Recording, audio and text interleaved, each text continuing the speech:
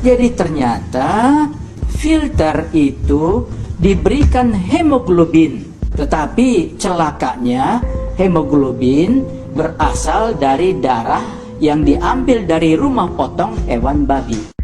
Ketua Komisi Nasional Pengendalian Tembakau atau Komnas PT, Dr. Hakim Sarimuda Pohan mengungkapkan bahwa dalam filter rokok yang banyak digunakan di Indonesia terkandung bahan yang berasal dari darah babi.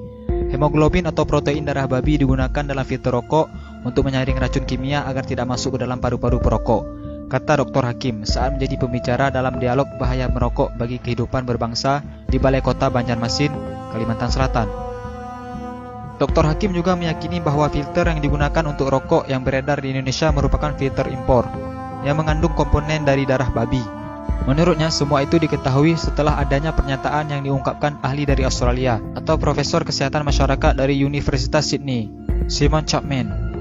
Profesor Simon Chapman menyatakan itu merujuk pada penelitian di Belanda yang mengungkapkan bahwa 185 perusahaan berbeda menggunakan hemoglobin babi sebagai bahan pembuat filter rokok.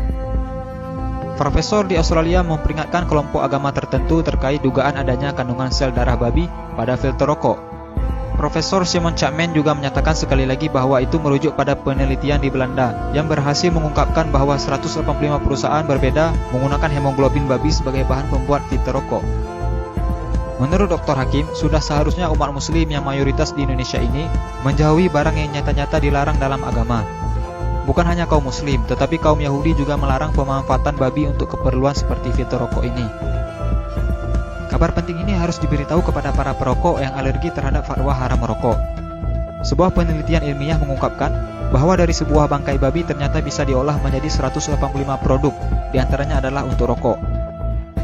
Penemuan penggunaan darah babi dalam filter rokok ditemukan peneliti di Belanda, Christine Mendersma, secara tidak sengaja.